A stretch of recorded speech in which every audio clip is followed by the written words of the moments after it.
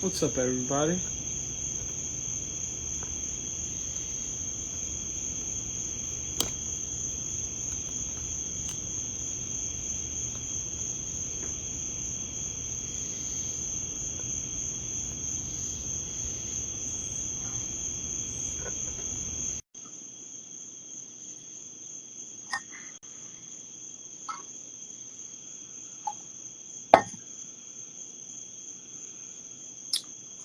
Good night, everybody. How you doing?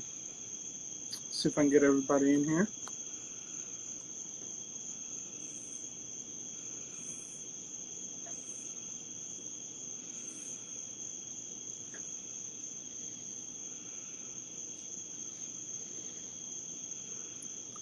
Not doing too bad at all. See if I get the guys in here with me, and then we'll get started shortly. What's up, Dave Mon 86? Camp Banana Reef, Santa Barbara Corals, Ricky's Reef. There we go. Reef Flow Sway. What's up, everybody?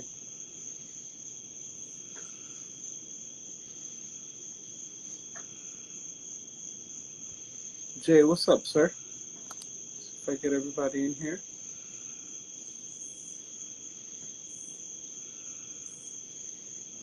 To get everybody in, then we'll get started tonight.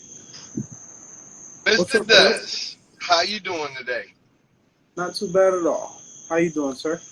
Oh man, just the usual reefer day, running around. So I'll be doing a few minutes from the car. Please, I apologize in advance, but it is what it is. We got to do what we got to do. But we're here. All right. What are you doing? Delivering water on a water mission? On this clip. A little bit of everything, but yeah, I'm done on the way home, but I'm running behind. Let me see if I can get this thing listed.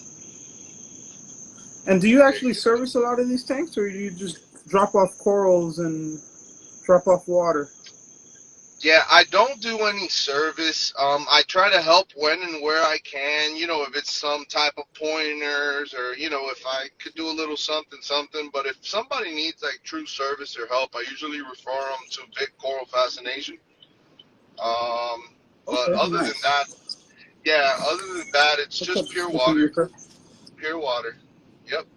So with that being said, I mean, look, the hustle is real. Guys, if you don't know, I do water deliveries. I deliver my water in 5-gallon containers, which is very convenient for a lot of these people that live in apartments, that can't make their water or just have a certain schedule in their life where they don't have the time to get it done or properly. Or some people just want it. Some people just want the good water. All types of reasons, but that's kind of what I do, and the reason why I'm kind of touching on this is because today we do have a special guest that's also, although we carry different products, I think we all have the same end goal. We're trying to give people, the best possible product to hold up the best possible reef. And from somebody in the business, even though I don't have a lot of association with this product, I am a fan of it. I am considering using it. So this live is going to be very interesting just because there's both spectrums of the world. Because I've actually used it before. And I actually gave away quite a bit of the product he gave me. When I bought my first batch, he sent me so much, and I was able to actually share it with a couple of people down there. So it's interesting to see. Awesome. Well, I think we just had him join. Before we bring him in, let me just say what's up to a few people. Team Milk in the house, Reefer Madness, much love to him. Guys, if you haven't met him, check him out. Farm Frags, what's up? And now we have Aquachar in the building, Mr. Brian. What's going on, man? How you doing, sir? Uh-oh. So, let me say this. I'm excited for this talk because, I know you, Des, you've tried it before, you've liked it, you recommended it.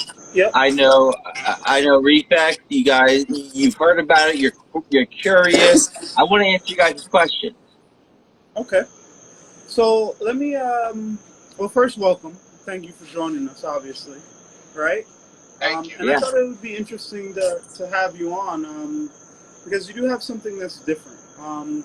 And I'll give you guys, before he gives you his spiel on what he actually develops and sells, and it's his product, I'll give you guys my view on it as a person that saw it online from someone else, was interested in it, what caught my attention. So I actually first heard of the Aquachar from DC Reefer. He used it on his Good guy. tanks, and he would always talk about how quickly it cleared the water. And I'm a big carbon user. On every reef tank I've ever had, I run carbon in a reactor, I run carbon in a bag, I run carbon in a filter sock. Mm-hmm. I'm a big carbon guy. To me, I just feel like it clears the water, it takes away whatever contaminants are supposedly there. But once I heard about the Aquachar and then the additional pH boost, I was like, I want to grow SBS. And I'm a big believer of if you can hold 8.3 or better, you're going to be able to grow SBS frags, no problem, right? You know, Yeah. all things considered, but it is a major point to it. So with the idea of not having to change out the carbon as often, the idea that I'm going to have some type of biological filter, right? Kind of, I understood it as the same thing as like those rocks you put in the sun, right? It's something that, you know, microorganisms, I'm not a scientist, I don't know, but, you know, something that things can grow on, right? In addition to clearing the water, in addition to raising the pH. To me, that was kind of a no-brainer. I was like, I might as well try this. And once I did try it, the first batch that I bought, you sent enough to where I was actually able to give it away. I didn't hoard it. I didn't keep it all for myself. I actually shared it amongst, I believe, 2 other people that both used it and saw the same results, and were pretty happy with it. Oh, look, Carlos, Reef says you still need to use activated carbon to get carbon benefits. Well, that's why we got Brian here. He's gonna explain to you the difference and why maybe what he has is actually, a little bit better. it's funny you mentioned that. So, like, we've been on the market for about 2.5 years now. First year we had a quick, we blew up a little bit, but then you know you can't really predict COVID, you know. Yeah. So back when you started it, that's actually when I was doing a deal, like it was kind of like a surprise thing. So any order I got, I said I had an extra bag, I doubled the order and said, you know, share it with somebody local, you know, like because people wanted to socialize a little bit and Yep. be safe, you know, that type of thing. So anyway, so I'm a hobbyist. Like I've been a hobbyist for 15 years, and I met the inventor of Aquachar about 3.5 years ago. I was think I was the 4th customer for him. And I'm a skeptic. So, like, I spent the last 8 years not using carbon. I did high-tech clean the tanks. I had saltwater tanks. My favorite tank got lateral line disease from carbon. So I, like, completely cut it out there, spent hours and hours of routine maintenance, all of that type of stuff. Right. So when I met the inventor, I was a little skeptical and stuff like that. But what got me is what he said he was developing, and we've refined the process since we launched. But what he explained was he was trying to do a carbon-based biomedia, Okay. so for long-term use. So you Was the guys goal? all know that, Let me ask you a question. You saying that yeah. you said a long-term biomedia. So was the goal always to essentially kind of replace carbon with something that's more long-term? So our goal was to be able to use the so people buy carbon, they buy it, they put it in their system. Usually they leave it in too long because like the active lifespan of activated carbon is really like you know, a couple of days. But people leave it in for a month, they'll build up Yep. a biological on it, and then they'll throw it away, and then your system has to restabilize itself. So our mentality was you add new to the old and you build up that biological side. Okay.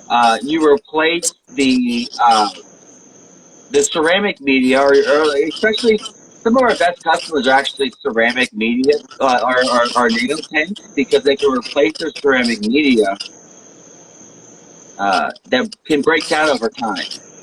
Okay. Um, Reef Experience Drive. What's up, everybody joining? Go ahead, Yeah, continue. yeah. Now I'm listening in, guys. I'll definitely drop my 2 cents after I give him the I definitely want Brian. You got the platform, so we definitely want to give you as much time to speak. so, so let me I'm a explain student. I'm a Avatar. student to the hobby as well, so I'm taking notes here. Go ahead, take So over. it's actually We'll funny. jump in if we got something. So one of the things that I've always done, I've always said about hobbyists, as me being a hobbyist, uh, we're amateur water experts. Is the way I say it. We know a lot more than the average person about water. This is true. So the way the hobby is today, with like you can pick up your phone and see what your parameters are. You can send your water off and get it turned into plasma and see what the Yep. elements to parts per billions are. You know, when we went to the aquarium market, it was more about understanding how our product works on a broad range of different biological environments. Okay. We had a solid foundation. We knew what we could do. We knew that we had a lifespan that we kind of underestimated, but we say 3 to 6 months. Most people can get by a lot longer with that based on their maintenance and stuff like that. They're buying thing like that. But Yeah. Aquachar is meant to be treated like a live rock you can rent. So we had a bacteriologist in Holland do some testing for us. And one thing he found was within the first 2 to 3 weeks, it quadrupled his initial dosing of bacteria with his testing. So as long as you have consistent feeding in your system, it boosts your biological consumption, your organic breakdown, everything like that. If you go to our website, we actually have a picture on there where we have a side-by-side of two reactors, one with activated carbon, same lifespan as Aquachar. You can everybody who's been used activated carbon has seen that, it stops fluidizing. Yeah. It builds up. It Becomes starts getting. septic, is what I say. Yeah, it does. So what we do is we allow those larger organics to flow through, and we just take out as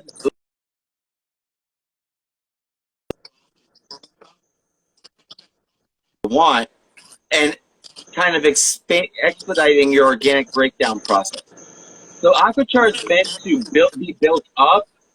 You add a little bit more as a chemical filtration, and finding a balancing system to where you can find that biological stability, because we're running closed loop systems here. Like, it's the same water going over and over and over again. So there's a lot that can go on. So let me ask you a question. When you guys are developing this or marketing it, however you want to ask the question, what's the most important thing? What's your biggest selling point? So, like, people who've never heard of this, people that are going to see this, what do you think is the biggest benefit of running Aquachar versus other things?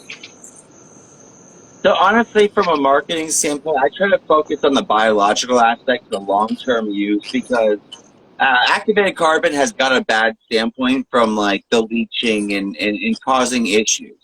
So to be used as a biological media and be a carbon-based biological media, that's more important to me. You've used the product, so you know that initial reaction of activated carbon versus aquachar. Like I joke around, like my customers will say, hashtag fish are flying, and it's a different level of clarity, and partly because what we do is we take that biological bloom that people can have like constantly in their water filtration, and we give it a spot in your filter versus in your water column. For it to actually grow there and stay there as opposed into the water column. Because I'll tell you. Yeah. So like, I ran it so we passively. call aquachar. I ran the What's aquachar that? passively, right? I said I ran it passively, Yeah. so I didn't put it in the reactor in itself. I put it. I had it in the filter socks, and I just dumped them in, washed them off, and I threw it in, and the water was way clearer, faster than with carbon. For sure, for a lot longer period of time. A lot of times you run carbon, and for the first couple of days it's perfect, and then after a couple of days, it kind of, I don't want to say it runs out or whatever, but it kind of just goes back to normal, and you don't notice. With the Aquachar, you can really see the difference. Like the water is super crystal clear. Yeah. And it lasts a lot longer, and that was actually part of the design when we were creating it. We wanted to make sure that I mean, you've seen Aquachar. It's a larger size than most carbons on the market. That allows the flow to go through. It allows, and like I just said, it's a combination of both the chemical filtration and you're giving that bacteria bloom a spot where they want to eat. So when I call it a biological microsite, basically what it is the carbon is being used as an Uber Eats for your bacteria. At shows I usually look over my shoulder and I say, hey, bacteria is lazy just like me. It just wants to eat and reproduce. Right. Let me see here. Let's go through the comments and see what everyone's thinking. Yeah, let's. I'm happy to talk about Tom says, go ahead, Lewis. Go ahead. Go ahead, Des. Go ahead. I was gonna do the same, just kind of going through the room. So Tom says everyone laughed at me for using Aquachar 2 years ago. Right now, everyone was probably like, "What is this? What are you using?" Let's see. I've always leave 2 bags of carbon in my filter. I only change and replace. The Arabian Reefer had a question in regards to tangs. He asks, does Aquachar mess with tangs in the long run like carbon does? No. So actually, that's a really good question, because one of my main concerns is because, like I said, I'm a hobbyist, and the reason I quit using activated carbon because, like, back in like 2008, 2009, people got in that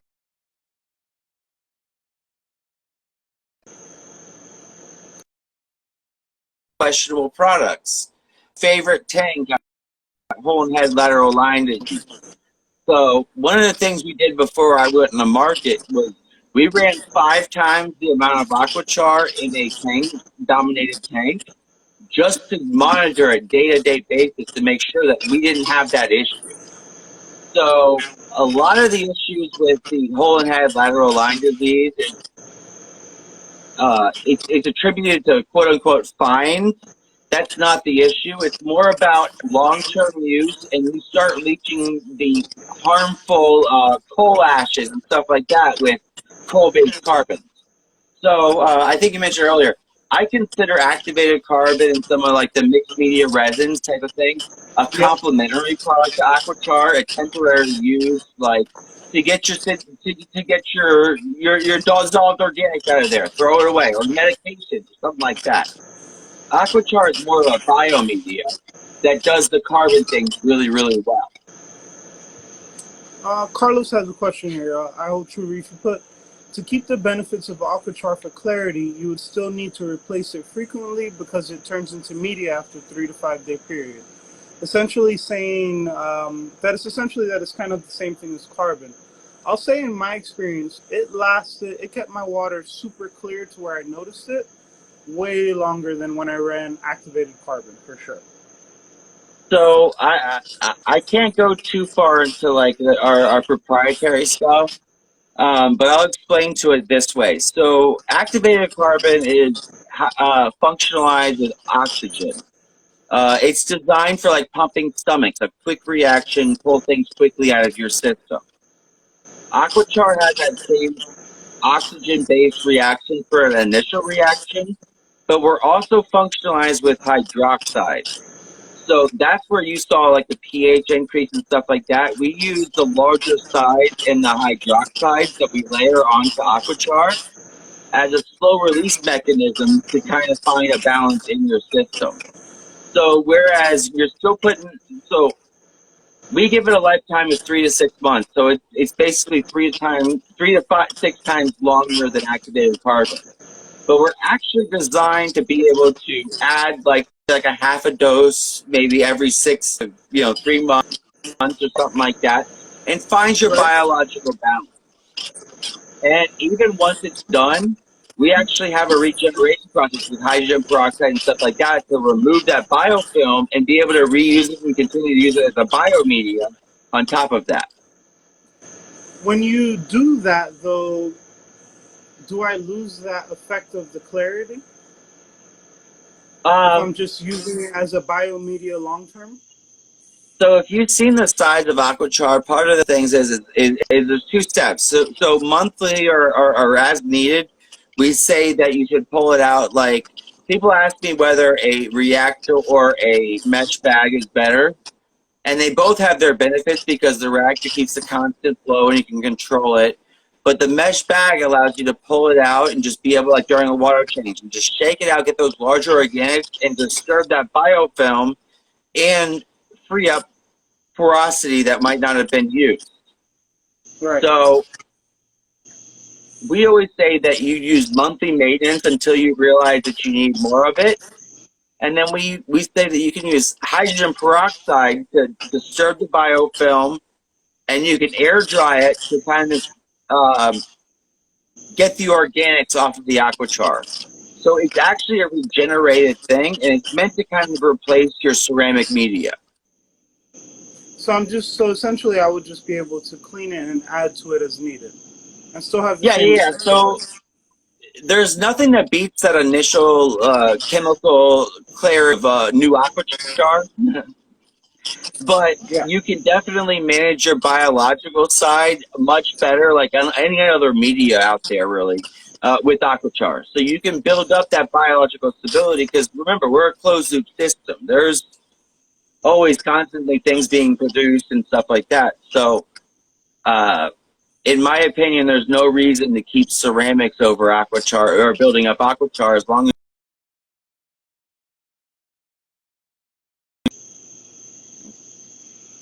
Breaking up. are moving to torsion system. All right. Let's see what else we got here. Carlos has got some questions. Go ahead.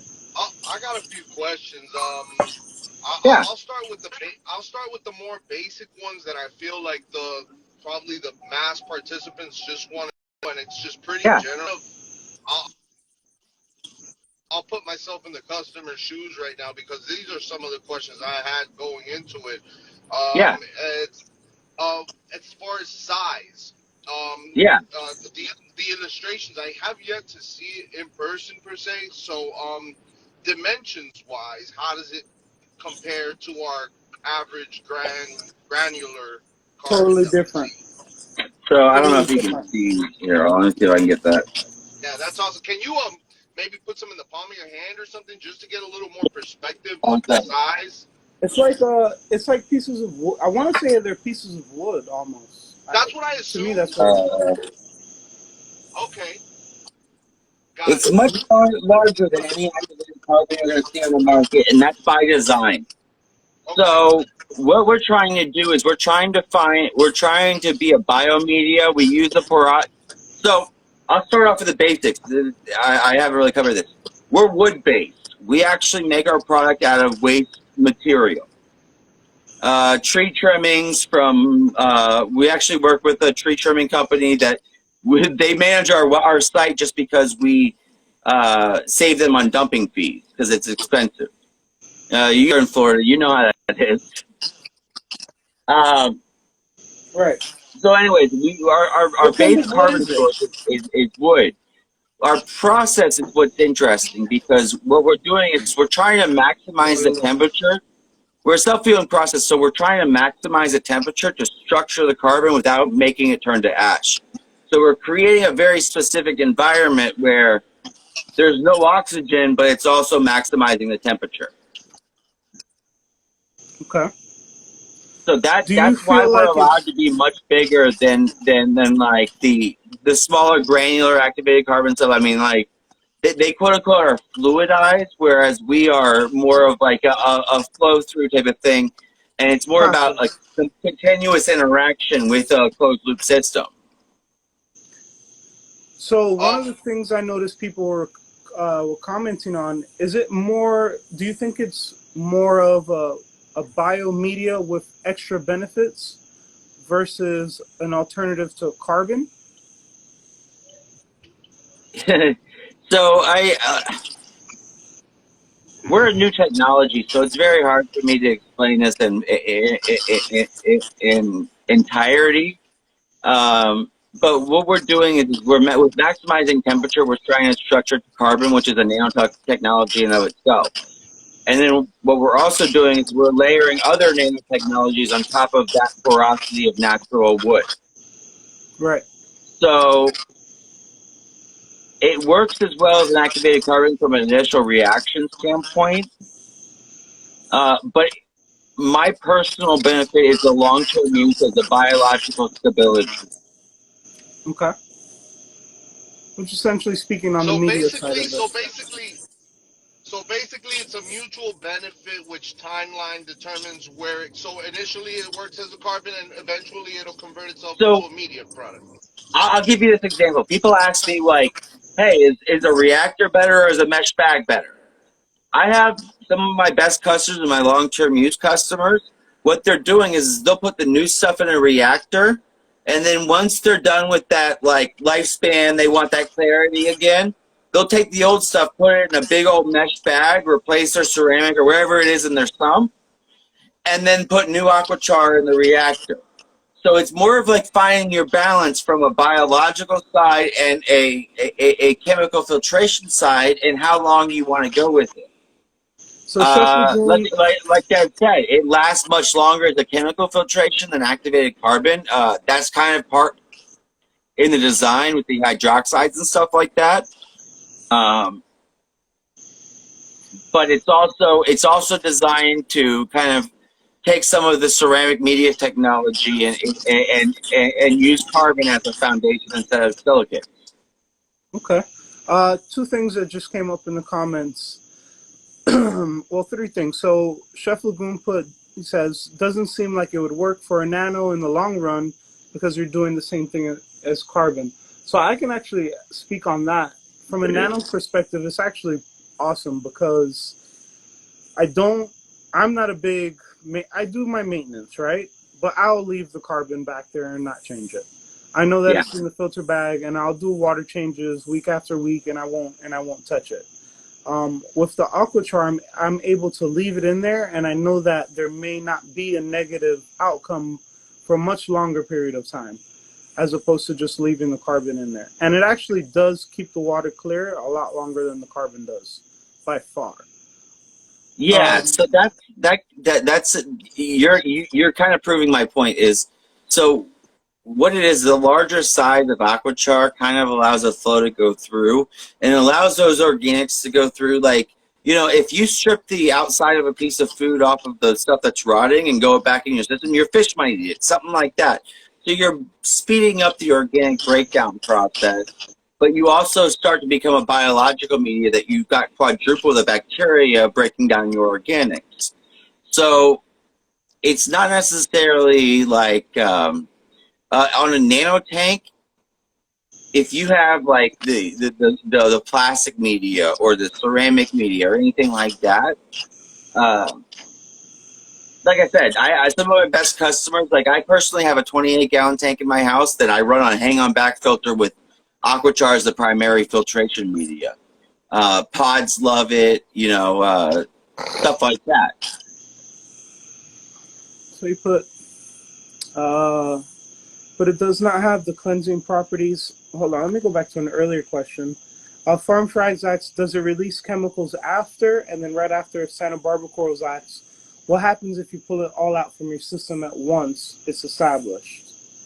So essentially just saying, if I have such an established biomass in there and I pull that whole thing out, don't I throw it off just as the same as if I remove the carbon? Yeah, so I've had people that said, like, this isn't doing anything for my system and pulled it out, and then their complaint was it wasn't doing anything for my system, but I had a bacteria bloom afterwards that I couldn't get rid of. So what aquachar does for your system is it basically takes that biological activity, the bacteria blooms and stuff like that, and gives it a spot in your system where it doesn't send those signals where you get that cloudiness, that persistent, like, I mean, At shows, I always talk to people. I said, "Have you ever had a bacteria bloom?" And that, I know that's an answer I'm going to get yes to every single time, because it doesn't take long to know that you can do as many water changes as you want as a bacteria bloom, but you just got to wait it out. So what Aquachar does is it takes that biological activity, it gives it a spot in the filter because of the large size and the fact that we're using it to deliver food to the bacteria and not have them send off that signal to like send out 10,000 new bacteria to try to find a new microsite. Makes sense. So, Yep. IO2 says bio blocks are the same. So one of the comments that I'm kind of seeing reoccurring is it's a biomedia. It only works as a carbon for a short period of time.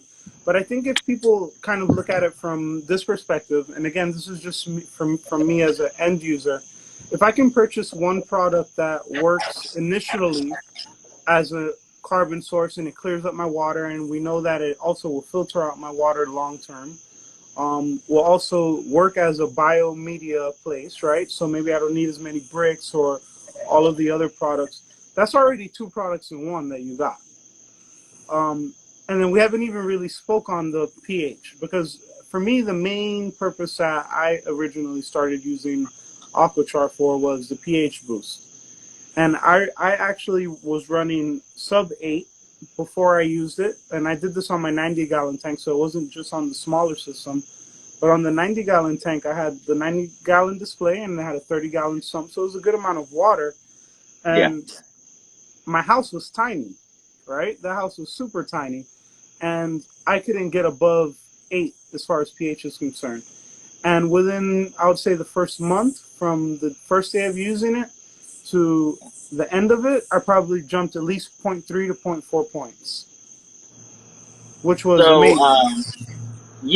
So the pH thing has been one of those things that people, it honestly, it's hit or miss because it's a very, very complicated topic in the hobby. But it does honestly, work. my I just favorite, want to be clear. It does raise your pH, and it does hold it. well, and it's designed for that way. And what's interesting is I've even have it documented on YouTube videos where like it takes 2 or 3 weeks to kick in, which is, coincides with our data testing with bacteria. That's when the biological side comes in. So what we're doing is we're using the carbon as a slow release mechanism for hydroxide. So it's more about finding a balance in your system to increase your pH versus a buffer that's just releasing hydroxides directly into your system. That's a different topic altogether as far as the pH goes. I'd love to really get deep into the CO2 and all those causes and stuff like that, but for the sake of time. Right. But I mean, for me, I'll be honest, for me, that was a selling point. For me, it wasn't. All right.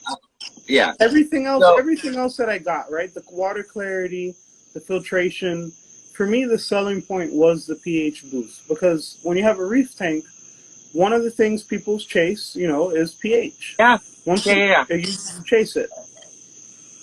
So I'll give you guys kind of, because you guys know I'm very active in the hobby. I'm a hobbyist, even though I have an aquarium business. Like, I talk to you guys, like I'm on your WhatsApp group, like I'm reaching out to you guys. Like, I'm very interactive in the hobby because I like this feedback. I like to interact with hobbyists and stuff like that. So one thing that I realized with the pH and stuff like that, and one of kind of like my proud moments is like, so I had back, this is probably about 2 years ago, I had somebody that bought it at RAP New York, and he was on a BRS group, and he made a comment post about like his carbon reactor. And in his post about his carbon reactor, he says, my pH is fine because my carbon handles that, da da da da. So somebody asked the question, says, wait, how's your carbon reactor helped your pH? And his response was, I bought this special carbon at RAP New York. My wife threw away the bag, but I was stuck in that 7.8 to 8.0 range, and I finally got to 8.1 to 8.3, and I was so happy about this. So for Aquachar, it's not a miracle cure, but I kind of have realized with hobbyists, the ones that get in that 7, 8, 8.0 range as far as pH goes, those are the most likely to see a benefit in the aquachar. Yeah. And it's not necessarily an instant reaction because It takes time. I've talked to a lot of hobbyists and I've realized that CO2 is an interesting issue because sometimes it's internally produced with a high growth tank. But yeah, that's usually people that are stuck in that range just want to see above 8.0 are the ones that really see the pH boost with aquachar. I liked it. It really worked for that purpose alone, which was the reason why I wanted it. It absolutely worked. I was trying to get over 8 for a long time, and it definitely put me over that number. Go ahead. Yeah, well, and to be honest, that's why we say the lifespan of aquachar is 3 to 6 months because we let people decide what they want their balance and what their goals are in their system based on the information of what we tell them about. Because we know that we offer more than just what any other carbon offers on the market. Like, we don't make the pH claim without having the science behind what we're doing on a larger scale. So any claim that we make, we know why it's supported with the way the other industries and everything like that, what we're trying to create. What I love is the fact that I can interact with individual environments and talk to customers, and I find that people that have weird things happen way more interesting than the high five, I love your product.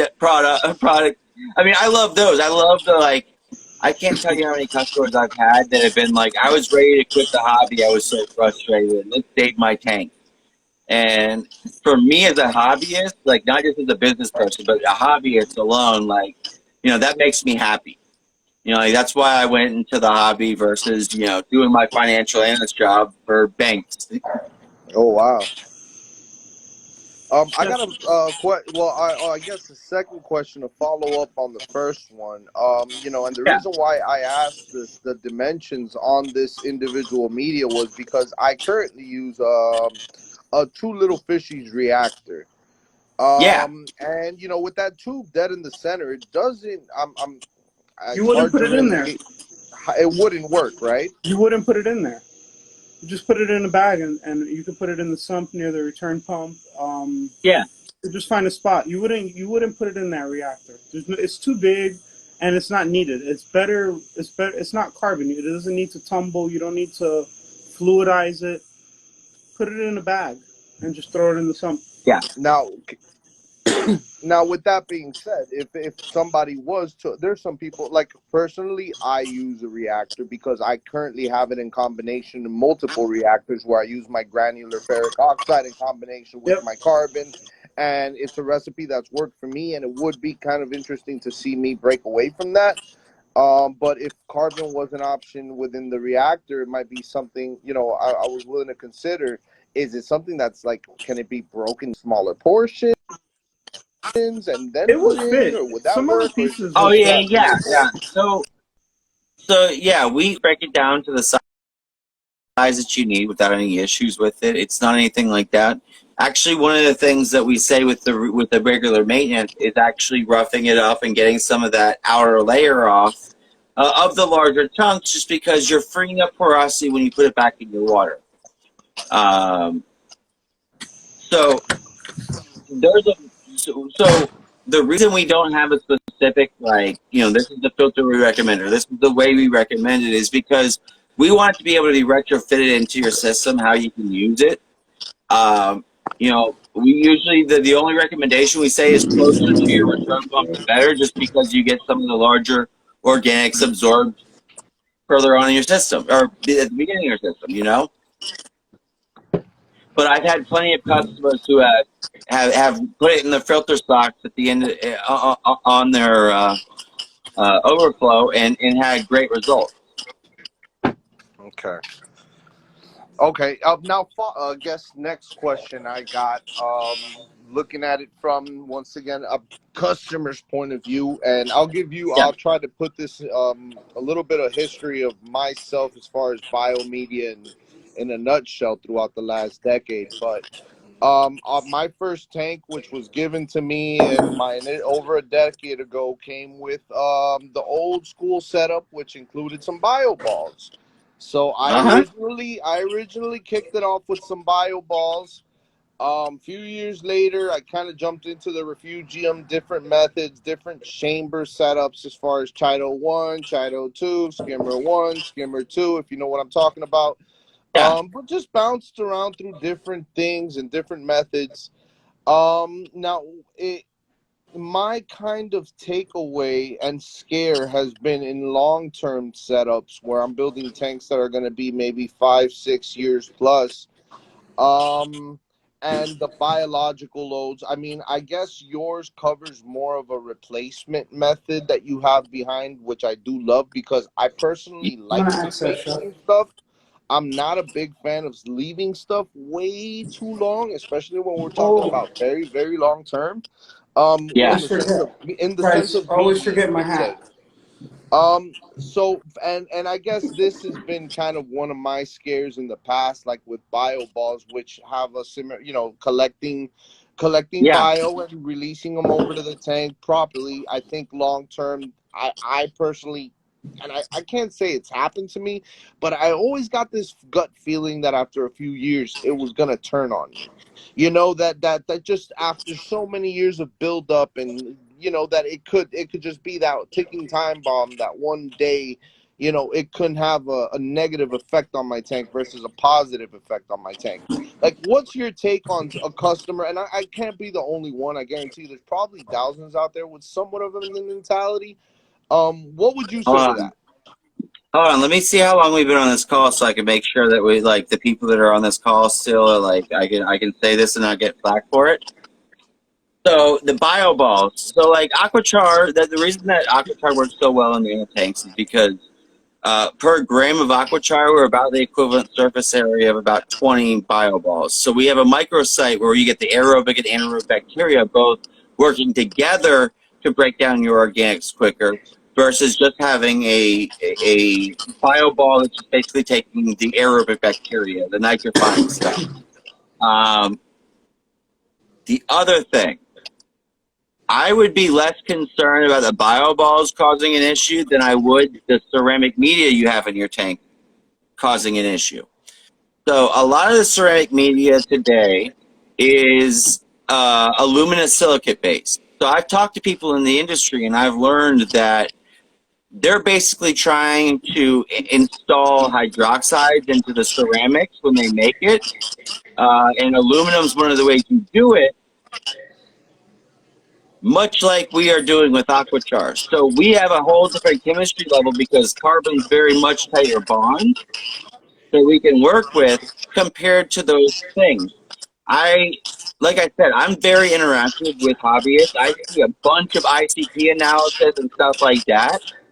I can't tell you how many people have had issues with tin and aluminum, and I ask them how long has your ceramic media been in there, and if it's over a year, they pull it out and it goes away. Hmm. So, So that's a tsunami in the hobby that I think that hasn't really been addressed, but it's going to become more noticeable with the people's propensity to look on micronutrients, like like the moonshiners and guys like that, the guys that are routinely doing ICP analysis, and they start noticing these things that they don't want in their tank building up. nice. Chef says he just placed an order. Chef, we have codes, bro, so you can get discounts. This guy. I was going to say, both of you guys have codes, so yeah, Yeah, there's 15% on that one.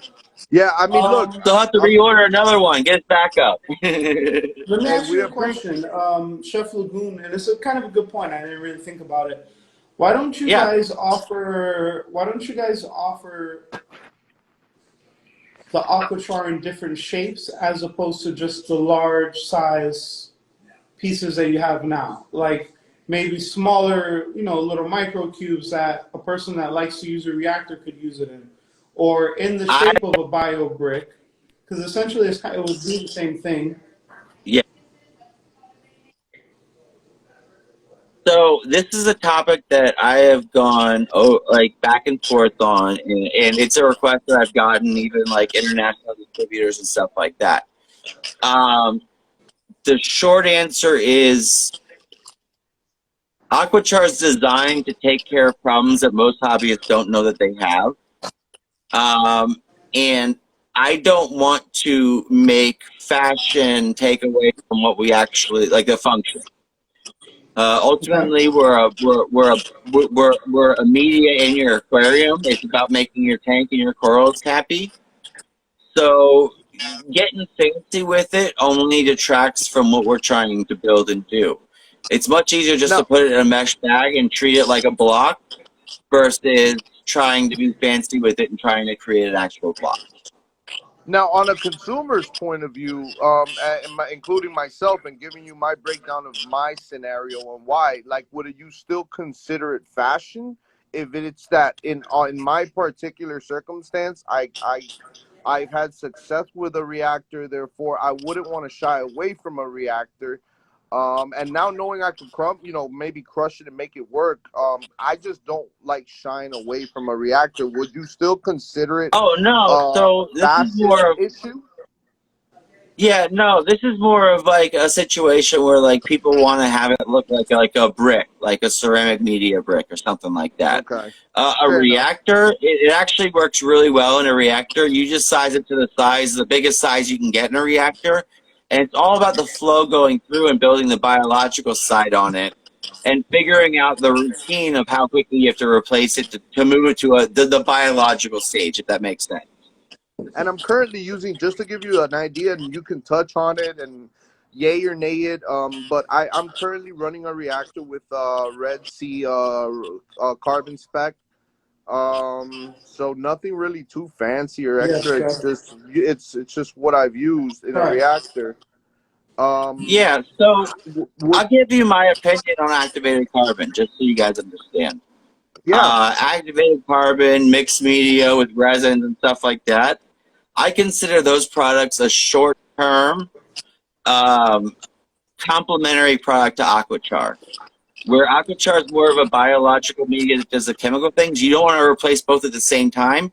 But if you just need that chemical boost to get some maybe yellowing out of the water or something like that, and you don't want to put a new batch of Aquachar in there, like it's a good intermediate step. Or even like you want, if you have an issue where you have to dose medicine, you don't want to use Aquachar to do that because you can regenerate the Aquachar that you're using currently.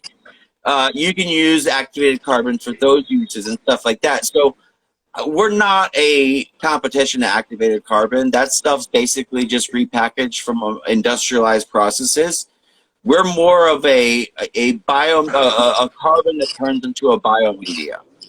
And we continue to use that aspect for a long term to feed your bacteria and allow hobbyists, especially first time, like new hobbyists, find that complete balance in their system, because a lot of people don't think about the biological balance and how much that fix your issues. Yeah, and my follow question, which pretty much I think you answered it, but I think confirmation would be key for maybe some people out there, including myself. So it is a safe product to use in combination with activated carbon, because it's definitely not a replacement. It's more on and I think it kind of even triples the answer with Des, because his question was, is it more on the biomedia side or on the carbon side? Based on this combo overall, it seems like the overall achievement was the biomedia side. I think. Well, let me stop you there. I'm going to tell you, for me, the biggest thing I got out of it was the pH boost. It changed my whole pH game. I never went back under 8. That's the thing. It depends on what your use is. So, like, if you're chasing the pH and trying to find a pH stability, like maybe adding a third a cup once a month per 50 gallons might be your deal, and that's where you find your balance at, and you can keep your pH stable at that point. If it's just clarity and building your biological, then you can last a lot longer with it. But now, with that being said, a lot of products by default are causing a byproduct on the pH, because ultimately the pH is driven. And if you got anybody wants to go back to my first video when I kind of go in tune to this, pH is raised by a combination of all, and pH also drops by a combination of all. So your nitrates go up, your pH comes down. Your phosphates go up, your pH comes down. Vice versa, it tends to go up. So with that being said, though, But but hold on but there is a limit to which, based on the space that you're in, that pH is going to rise to, right? Whatever its high point is, regardless of the changes you're making because of nutrients or because of alkalinity or whatever, there's still a ceiling, right? If your room is only going to let that tank get to 8, it's never really going to go beyond 8 on its own. No, yeah, no, and that's obviously, and that varies from tank to tank, but ultimately our pHs are being driven by all the other parameters that we are trying to achieve, which Aquacharge seems to obviously affect those by offering a biomedia, obviously initially the carbon effects that it gives, which offer the clarity. Look, I'm sold on the product. Oh, we must have lost them. Yeah, we lost him. Me too. He'll come back. Yeah. Chef Lagoon, he put Chemi Blue and Reef Elite have more benefits. So, and again, this is just my experience using that product. They don't have more benefits because you can do 3 things with it. Initially, when you put it in, it works. It's going to clear the water, and it's going to keep the water clear for a pretty long time, right? A lot longer than when you initially add carbon to the tank. That's the first thing it does do for sure. If carbon keeps your tank crystal clear for a week, this keeps your tank crystal clear for a month, right? The second thing it does, it is a biomedia. So what I would do with mine when it was time to change it out, right? A month would hit, 2 months would hit. I would take it out like he says. I would wash it all off. I would put a little bit of hydrogen peroxide, mix it all up, and I would keep, say, 80% of it, but add 20% new product. Okay, so now let me ask you something, because that was one of my follow-up questions to him. Yeah. What's up, Saltfish? So you're doing, hey, Saltfish TV, we appreciate you. So you said you were keeping 80% and swapping 20? Yeah, with new to keep that carbon effect going. Yeah, and that makes sense. And that That's makes what I was sense. doing Now, that for. now my question is, why? Like, how did you get to that number versus his suggestion? Because his suggestion's what, 50-50, right? Yes. Okay. Because I wasn't using so much. Gotcha. I don't have a giant system. You get what I'm saying? Okay. I only had a 90-gallon display, so I don't need to put 200. You know what I'm saying? I don't need to. No, yeah. Understood. I had so much, I gave it away. Yeah. But then the third thing it does, the second thing it does, after the water clarity thing, it acts as a biomedia. Stuff is growing on it. You get what I'm saying? Yeah, of course. It's alive, right? That's that 80% that I'm rotating every so often. It's still alive. And then the third thing, which was the most important, it raised my pH without me doing anything else. So, the argument that, I would just use carbon instead of using this, you're still talking about 3 products in one.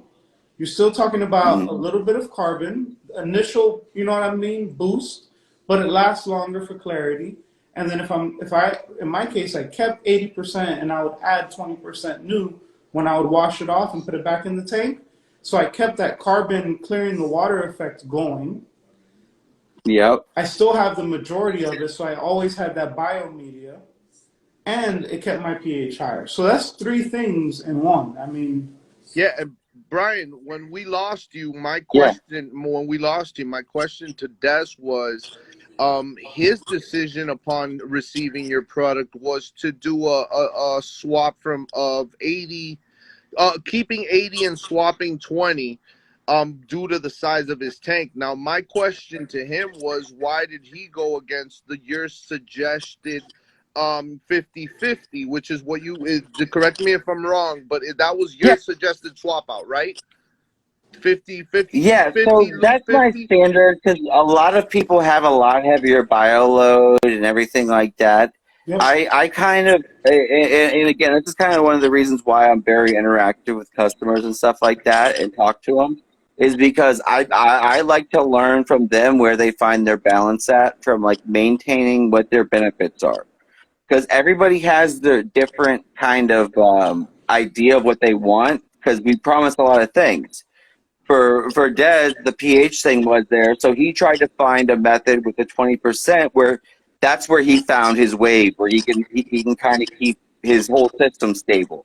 And the point of Aquacharge, so like I know I said earlier, it's more about being a biomedia. It's more about getting hobbyists to find that stability in their system.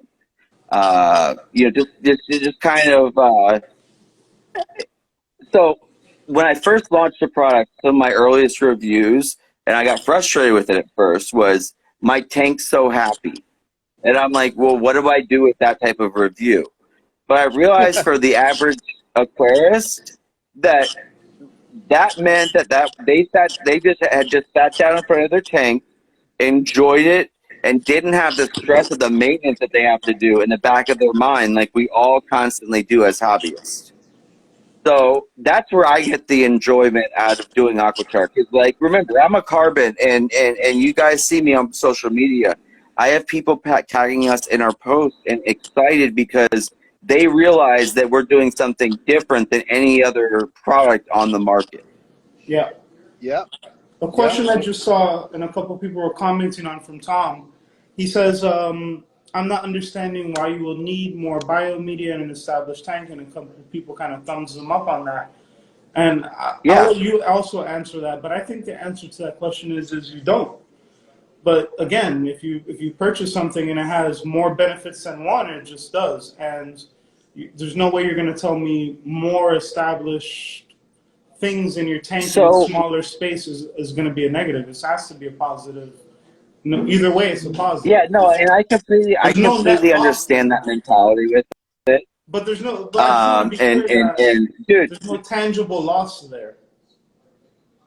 There isn't, and one of the things that I get a lot of experienced reefers commenting on they love about Aquachar is the fact that they can up their feeding daily. They're updating, they're able to feed their corals how they wish they could, and they're not as worried about their nutrients being way out of balance on a day-to-day basis. So, like I said, building up your biological side is beneficial because from the standpoint of where do you want to feed your fish? What do you want your interaction with the tank to be? We've had customers forget to turn off reactors and dose medications on 5-6 month old Aquachar, and it's pulled out hair algae medicine and flatworm medicine and stuff like that on old Aquachar. So it's more about you don't realize the impact of your day to day putting your hands in the tank, even if you wash them, those types of things.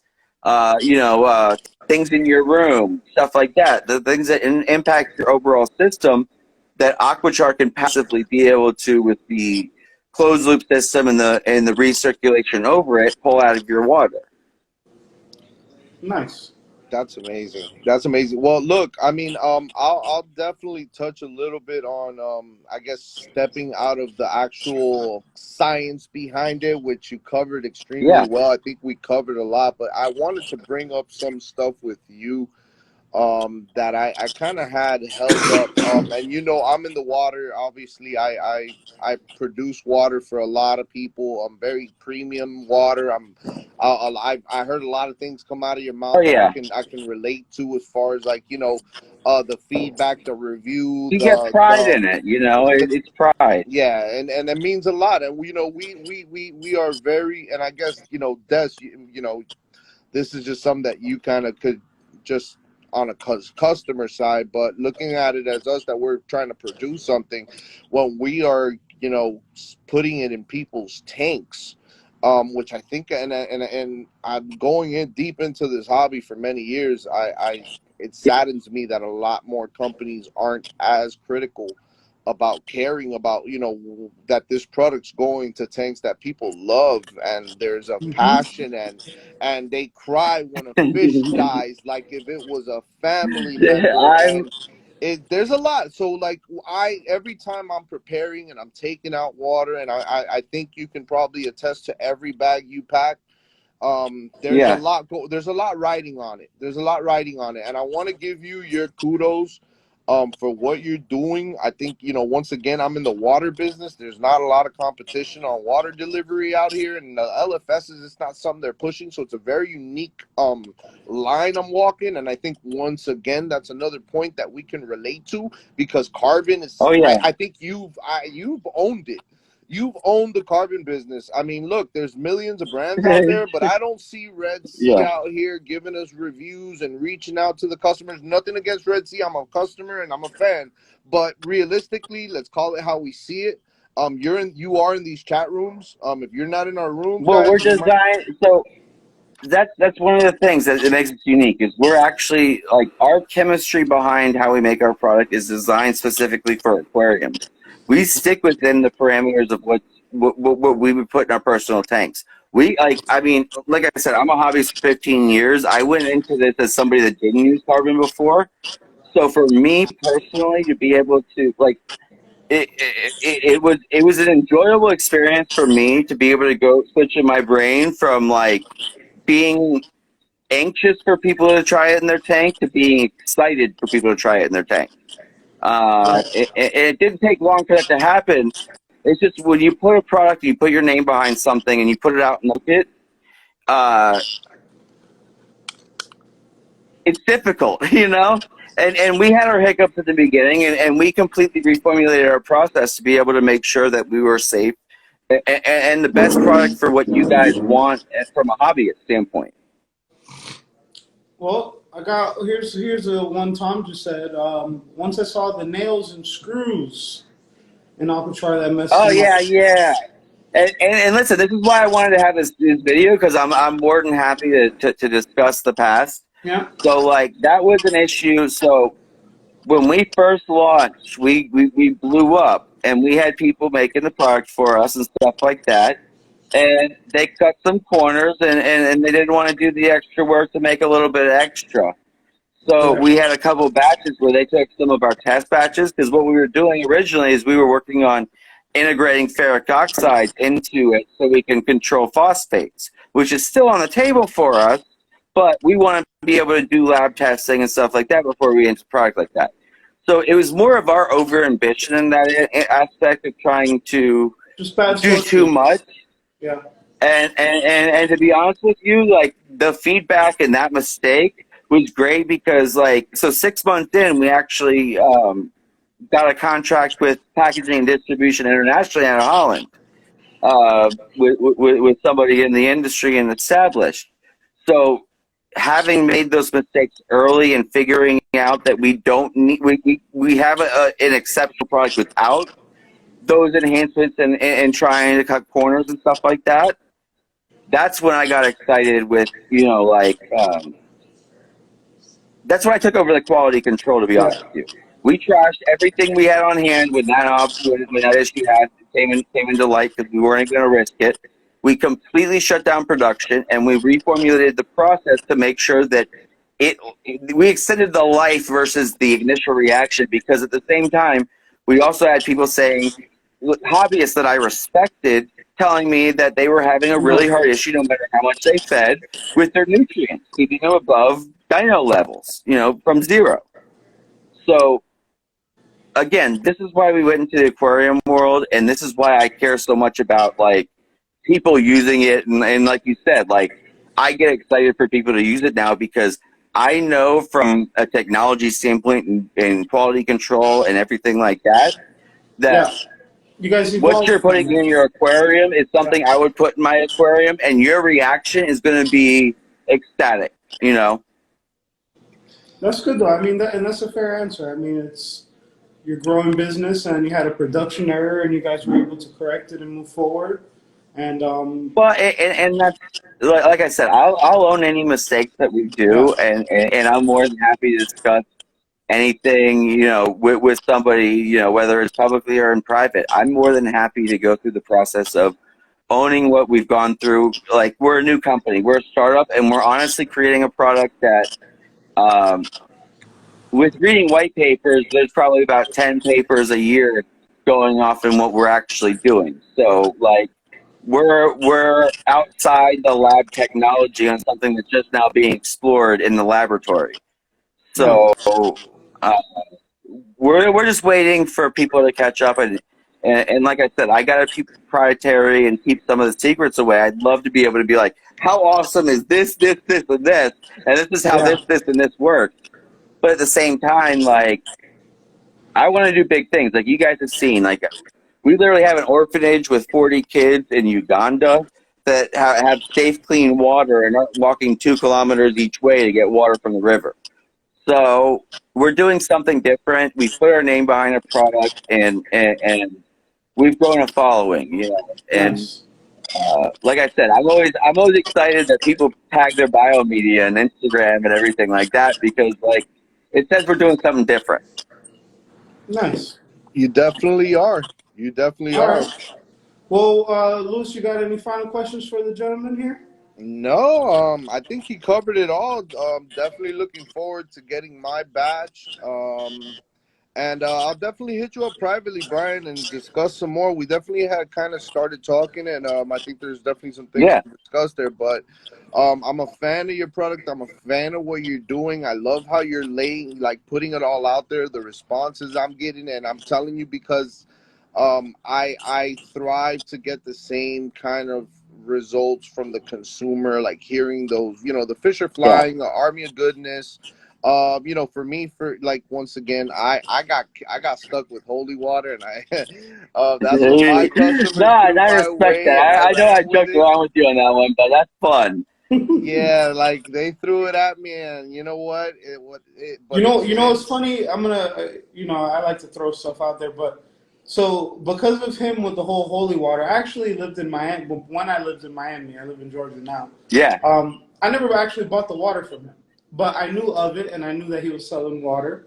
But I was Yeah. addicted to aquaforest. So once Yeah. I came up here and I got the opportunity, I switched over to the holy water. I started ordering it, um, and it's worked well. The tank is doing awesome. it's And then all of a sudden, as soon as I switched to tropical marin, everybody's in the aquaforest. Oh crazy. yeah. And before I was on an island by myself Yeah, no, same over here. I was with my dusting. $50 salt with my, you know what I mean? I used I Well, that's your BRS. You're Reef Pack now. Like you're an influencer, Now I'm like repacked. officially. Yeah, initially I had to buy it. You're official influencer now. I'm an official influencer. You guys have seen all week the conversation of influencer, right? I don't know if you've noticed on the timeline. So what I'll say is, I think it's pretty cool. I think if people like what I tell them, and people like what my tank looks like, and people like the products that I'm using, and people like the products that I'm picking, then who cares? If I'm able to try something that everyone wants to try, and I'm going to give you my opinion of it always in my own way, then who Yeah. cares? I saw the What? comparison of who says they love their car and posts about their car. I have been talking about a Scat Pack Dodge for the past 6 months. I don't even have it. I don't even have the car. Yeah. Right? So I mean, there's nothing yeah. wrong with it. Oh, and, As long as you're yeah. genuine, and I That's the think most thing. people are. I don't think there's people Well, out and there. and honestly, like I know we have the people that are like, oh, they had the nail issue, whatever, and like and stuff like that. And for me, I just want to present information to guys like you know, answer your question, and that, you know, like that threw me off. Da, da, da, da. Like I want to be honest with the customers and talk to you, like, you know, listen, people know my private messages are open, you know, like I'll Yeah, answer your questions and go through that whole process. So like for me, I just enjoy being able to work in my hobby. I enjoy building the army of good ones and you know, and just kind of like I know. doing something different that people haven't seen before and making claims and backing it up with the actual product results. Yeah, it's the truth. So I think it works, man. So I appreciate you coming on, and hopefully some people will try out some Aquachar. It worked for me. I think it's a good product. I think there's multiple yeah. things you can use it for. I think there's multiple benefits to using it. You can pick which one you want, but you have options, and I mean, I think that makes a good product. Well, and that's the goal is kind of like I said, people want to set plan on maintenance and stuff like that. And like I said, we're more designed just to kind of help people figure out a way to find balance in their system. It's not like there's one set of rules for everybody. You know, you found the 20% maybe more often works better for you than you know, waiting 3 to 6 months and doing 50%. You know, it's just a matter of finding out your balance in your system and finding out what makes you happy with your hobby. You know. Absolutely. Yeah. Well, thank you for joining us, sir. Appreciate you, All right, man. Brian. You have a good one. Cheers to you. All right, have a good one. Now, You too, man. take care. All right. So, Des, Talk to me, sir. What do you who do think? we got on here? Is Mr. Abu on here? Let's see who else is here. I don't know. All Abu, right. What's speak. up, everybody? So I hope everybody enjoyed that. I just wanted to make sure we got him on here and we could just talk about a product. He does have a really good product that works for our aquariums. For me, the pH boost was important. That shit works. So no, Abu's not on here. I think they're gambling. Hey. So listen. So let's talk about what you wanted to talk about, or you want to talk about what I want to talk about. How about you? I'll finish mine's because mine's I can go either way and kind of take a few minutes or kind of just jot into it. So let's get yours in. All right. So what I'm gonna do here is I got the opportunity to go and pick up another tank. Hey. Right. So I'm gonna pick out of the two. I got two of them right here behind me. Right. I got one over here. And I got one over here. So one of them's got to go. Ooh. And I haven't decided which one I want to get rid of.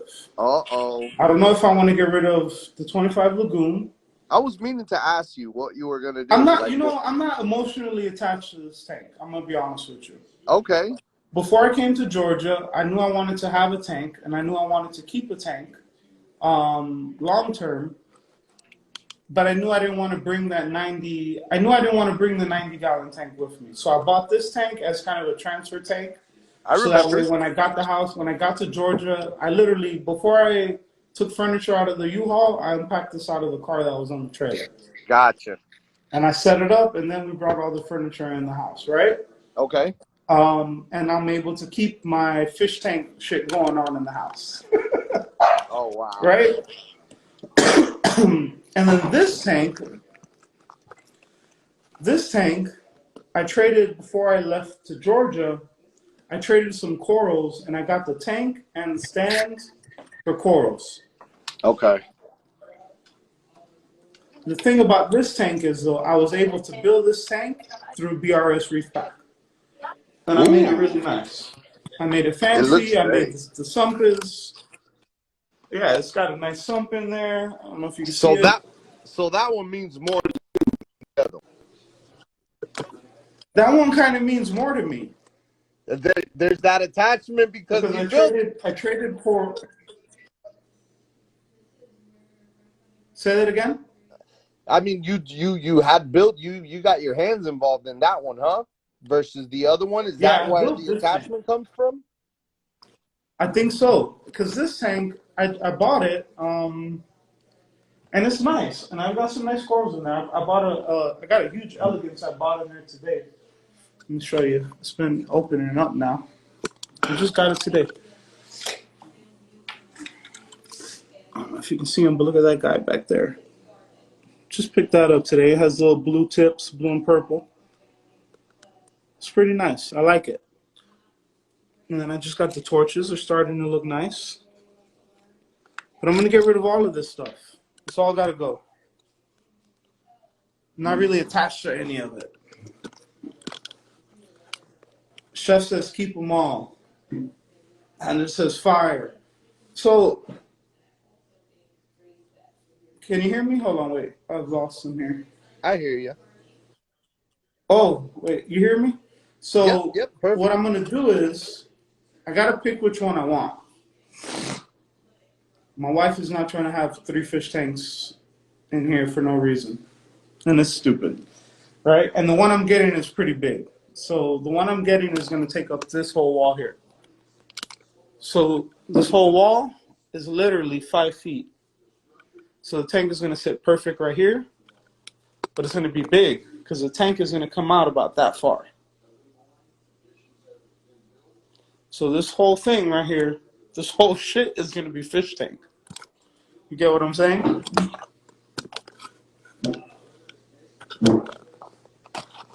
Hold on. I can't hear you, Lewis. Sorry, had you on mute so you can, I didn't cause any noise.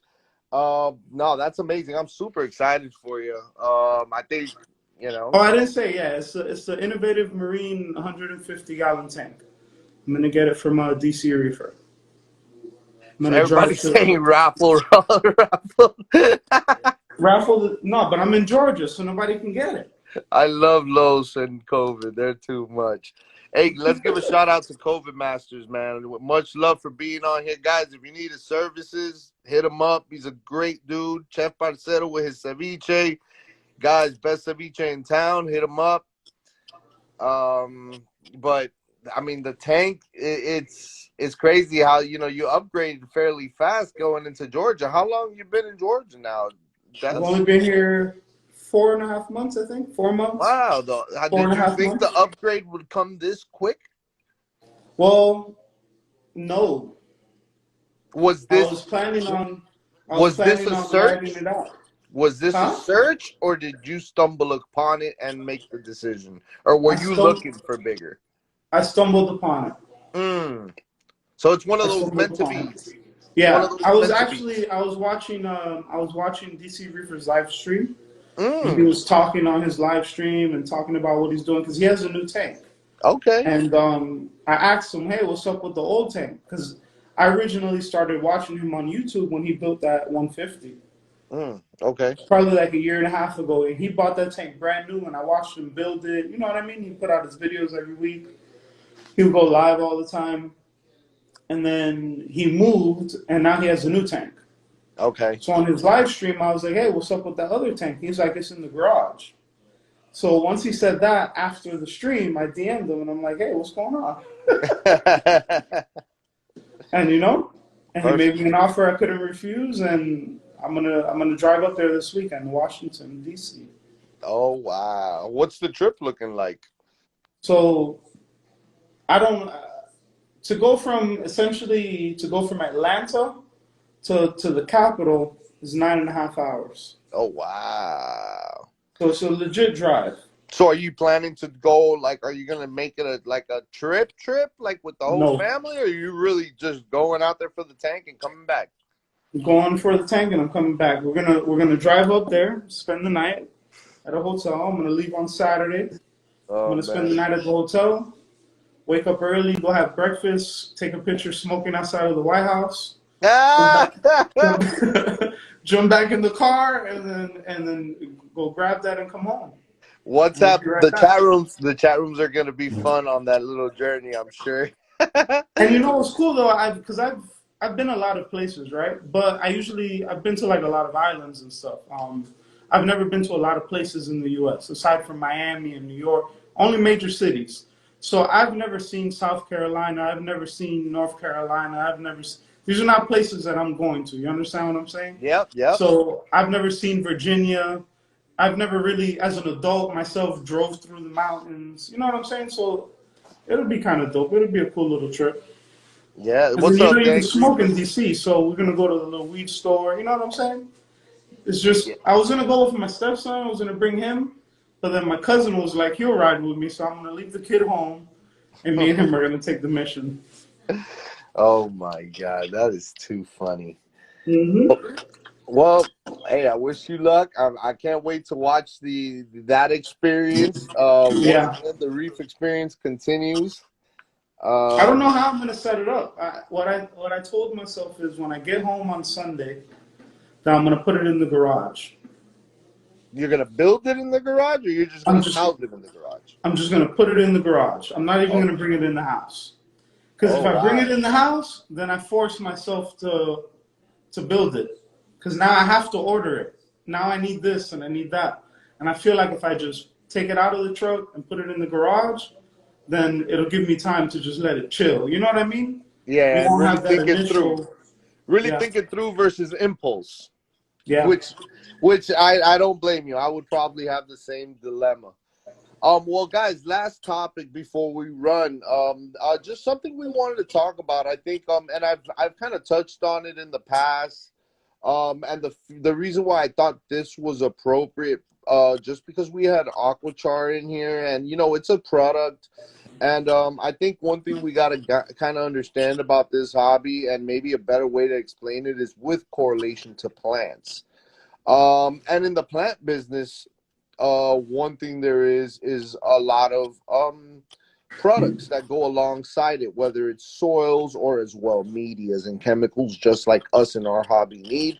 The plant business also has those correlation and has those people just like Aquachar and like Mahina corals, which with the lights and every hobby has its adventures and releases. And then I only didn't want to touch on the product part, but I also wanted to touch on the correlations of how we interact with A, the products, and B, our corals and systems. But like My guy, as we're purchasing, say that again. send my guy right there. 3 or 5 Frenchies. Oh I've known man, that I guy. think You know what's funny? That sometimes you're on the internet and you're talking to someone, and then like you're talking to this person on the internet, but like I've known this dude my whole life in real life. well, hey, if you see, I'm gonna need your help, Des. I think my comments just froze up a second ago. So, if you see anything that kind of gets thrown my way, just shoot it at me. Nah, I just wanted to shout out my guy over Yeah, there. shout out 305 Frenchies. Frenchies and shout out Dank Reefer as well. Bank Reefer says he's in North Carolina. Can make a Hey, marijuana stop in North Carolina. I'm afraid of the police, so I don't know. I don't want no trouble. yeah. Well, guys, going into it before I kind of run, and I'll kind of touch on this real quick, but I kind of wanted to throw this bug in our participants' ears, just to kind of show how to think about it, whether you're a newbie, a few years in, or a professional. I an experience have picked up this, but the newbies will definitely correlate fast. When you get to the next level of gardening and you're designing these really nice setups, you're putting into account a lot of variables. Full sun, part sun, shade, whether it's going to be high humidity, if it's going to be in a drought tolerant area, or if it's going to be in a very humid and high water area. So when we're doing these gardenings and we're making these decisions and you're shopping for your plants, you're kind of searching. If you have a part sun area, and by the way, most full sun plants can acclimate towards the shade. And guys, hear me out on this one, because this one's interesting. This one has a very direct correlation to the corals. But a full sun plant can acclimate easier to shade versus a shade plant acclimating to a full sun scenario. Does that make sense, Des? Yep. Okay, corals. I found that correlation very similar to corals. So when you're shopping for corals, and you're setting your aquascape or you're putting your corals, I think it's important to understand the high light, low light. A lot of people do it. A lot of people ask that question. I think shame on a lot of vendors that don't offer that information, and kudos to the ones that do. And shout out to the people that really pay attention to that. Coral? Say that again. You said that they don't offer it as far as like highlight versus low light?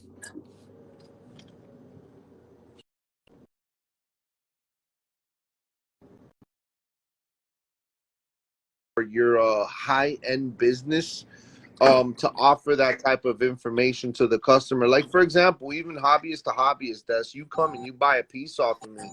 I think it's only right that I give you some type of insight of what my experience has been as far as location.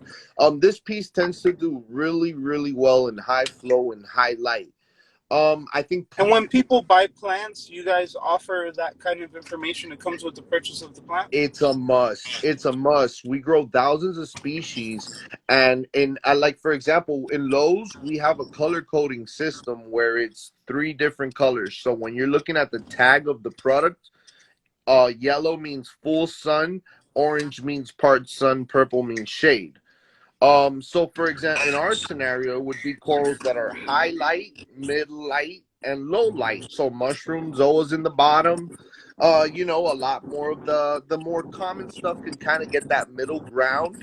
especially corals that can acclimate. Is I would say take advantage of that middle ground because you will be in a position where you might need more space for low light dominant and then high light dominant. So by using that Right. middle ground with species that don't mind either or, like that gives you a little more room when it's time to buy more either SPS if you're going up in your tank, or mushrooms if you're going down in your tank. Does that make sense as well, Des? Yeah, that does make sense. Have you ever what when you're saying this, what I'm envisioning in my mind, have you ever seen one of the Tidal Gardens live streams? I have not. What? So there's a company called Tidal Gardens. I think they're in Ohio. He has this massive facility. Okay. He has a pretty dope YouTube page, and he does live sales. And so in the background, so he has a green screen behind him, right? I guess. And in the background, it's the coral that he's selling. But as the coral is going past you on the screen, it goes through the entire light spectrum. So say the coral's on the screen for 30 seconds, right? Like on, those sales channels. And Okay. it's on the screen and he's talking about it. So for that 30 seconds, he's telling you what the coral is, where to put it, what it should look like. And then in behind you, the visual you see is the coral starts off at 10K color, 11K, you know what I mean? I 12K, love 13K. that. And you see it go from white light to deep blue, you know what I mean? All the way to that 20K look. Yep. It's pretty dope. And I think He's the only person I've ever seen do that. And yeah, and I think it's just an important takeaway in my opinion, and correlation in the plant business. And in the plant business, one of the important things, believe it or not, is also pH. pH is neutral at 7. So under 7 you have acidity. Above 7 you have alkalinity, which is obviously why we're constantly trying to say above 7. yeah. In the soil, your pH should be at 7. So with that being said, there's also, well, just like in this business, there's products and ways to achieve that, whether it's fertilizers and stuff like that. But also with the fertilizers, same concept. We're constantly feeding our plants. That's the nutrients I'm putting in. Yeah, so it's a very similar. So and I guess the reason why I'm kind of opening people's eyes to that is because as you're looking around outside, think about it as one big old fish tank. Like these plants, they are moving and reacting and growing based on their environment. Some is natural, some is man-made. Man-made, you get to see a lot more experiments because that plant's going to decide whether it can thrive in that specific location it's put at, whether it's a pot in a Taco Bell or a garden in front of Des's house. And then it varies from state to state, country. I've been Yeah. thinking about that, man. I've been thinking about because you know what's cool in the chat? Like when you start posting the plants, a lot of people have the plants. And I Yeah. never realized people are into having the plants like that, I guess. The way I see it, Des, it's there's a lot. That's why it was important for me to kind of speak on it, because there is a lot of correlation, and that's how a lot of people get into either or this hobby. So I've seen a lot of people go from the plant hobby into the coral hobby just because the similarities. I'm one. But then you have the complete opposite, where you got into the corals and then you saw somebody in the plants, and now you're realizing to make that decision to cross over and maybe give that a shot, right? Yeah, but I'm gonna grow marijuana, bro. Well, look, truthfully, you people be No, surprised no, how no, I'm much. just kidding. We can't say that on live, bro. I live in Georgia. We're not. I know. Well, look, we cross over, like the crossover from plants to corals, it's very similar. So if you're having success with corals, chances are you're going to have some successes with plants. If you're willing to kind of do what you do for your reef, chances are you can do it for your plants, and vice versa. So if you got a lot of newbies out here that might be gardeners and now are getting into this world, if you're willing to do what you got to do with plants, chances are you can do it with reefs. Just as long as you kind of play that role. So Des, when you're out there, willing to build your garden or whatnot, make sure you go out there and you're making the right.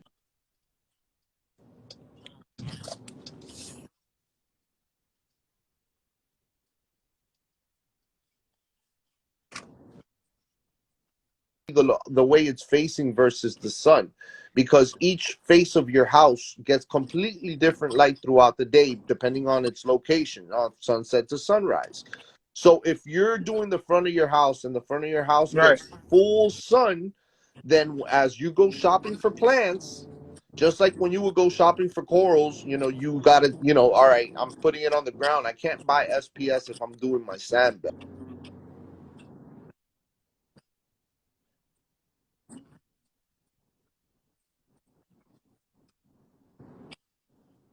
That makes sense.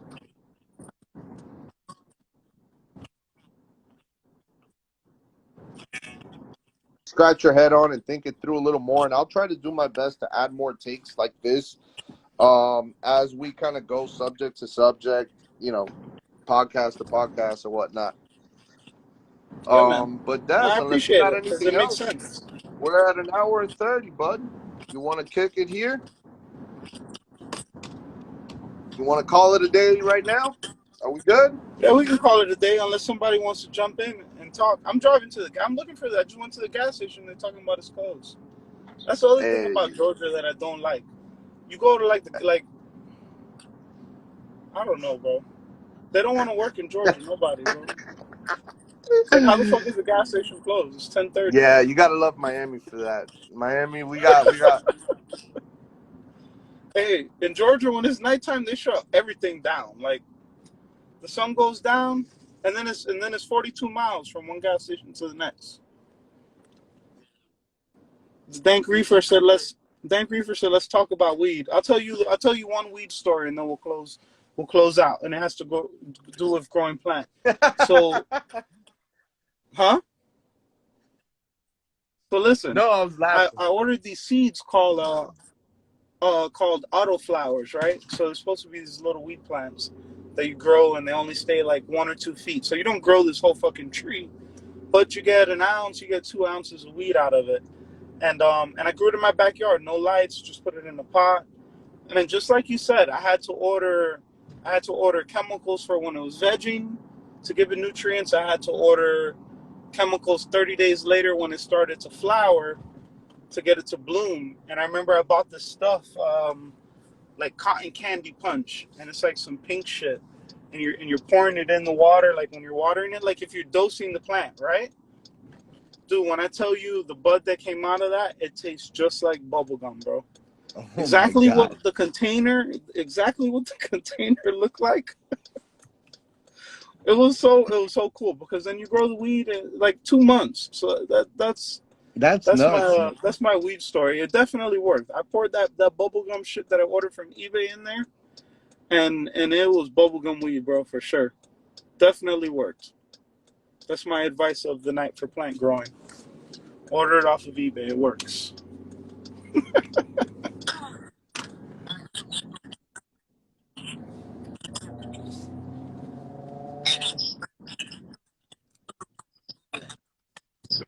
Touch on, but Oh yeah, they're still with us. yeah, but I wasn't ignoring you. My apologies.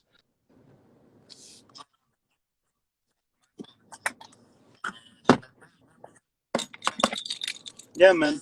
Deuces. All right, everybody. You guys have a good night.